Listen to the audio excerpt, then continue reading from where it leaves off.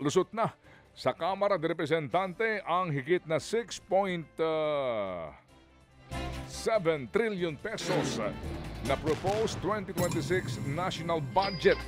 Sa botong 287 na mga nagalang-galang na congressman, inaprubahan po kahapon ng Kamara sa ikatlutuling pagbasa ang 6.793 trillion pesos na pambansang budget sa susunod na taon.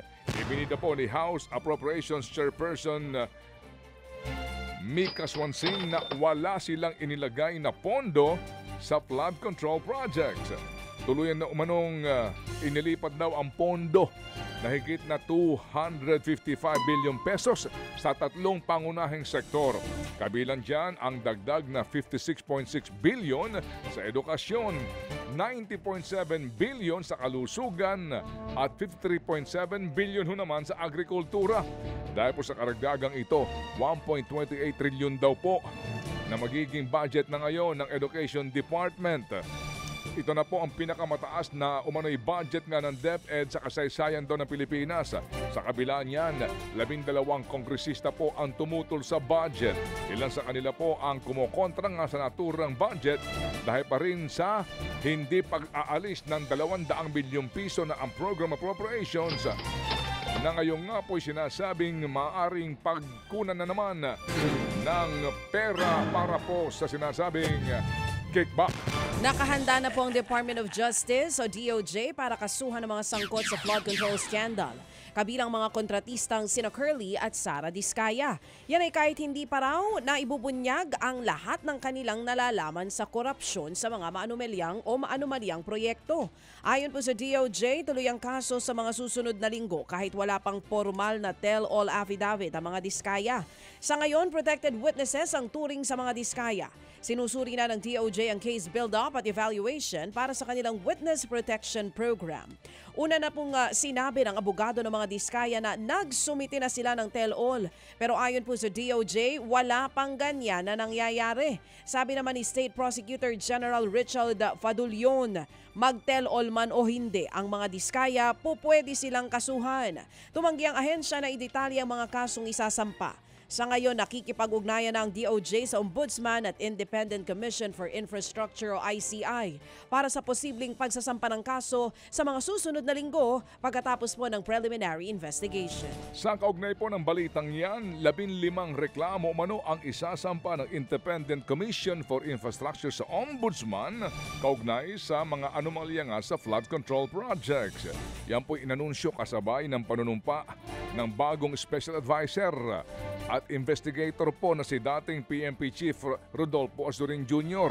Sa kanyang pahayag, nanawagan po si Azurin sa mga nagbabalak na magsagawa ng mga rally at protesta na makiisa na lang sa pagsusulong po ng hustisya imbis na mag-rally.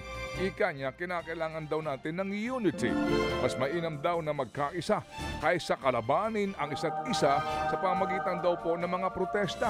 Ayon po naman sa ICI, aabutin daw ng hanggang 1 buwan pa bago sila muling makapagsumite ng rekomendasyon sa Ombudsman. Sa ngayon po, higit ng 400 ghost flood control projects ang isinumite po ng DPWH sa komisyon para nga maimbestigahan. Noon din na po ng ilang bansang panibagong insidente ng panghaharas ng China sa mga barko po ng Pilipinas sa Pag-asa Island sa West Philippine Sea. Kabilang sa umalma ang Amerika, United Kingdom, Japan, Australia, New Zealand at Finland. Linggo ng bombahin ng tubig at banggain ng China Coast Guard vessel ang barko ng Bureau of Fisheries and Aquatic Resources o BFAR.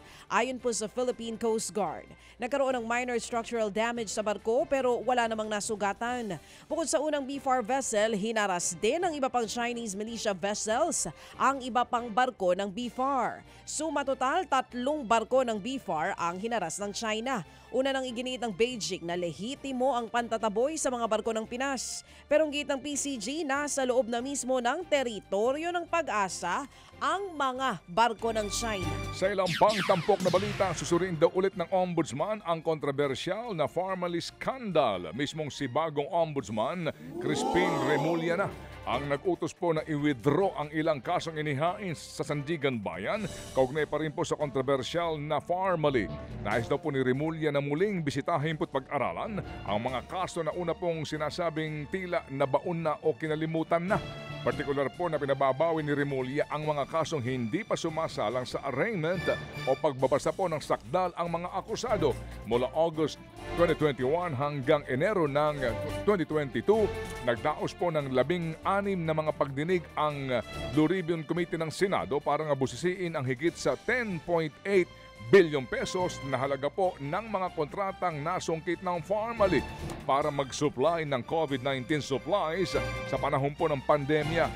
Ang dati pong chairman noon na si Richard Gordon ang nanguna sa investigasyon ng Blue Ribbon Committee, kaya balak ni Remulla na magpatulong sa dating senador. Mga kapatid, brothers and sisters, saan ka pa? Dito na tayo sa totoo.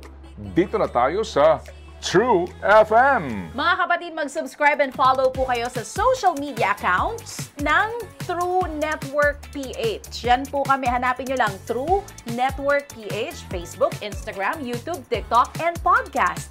Mapa Apple or Spotify man yan, mahahanap nyo kami. Lahat ng mga napapanood at napapakinggan nyo po sa programa, nasa social media accounts namin yan. So, paano mga kapatid? See you sa social media!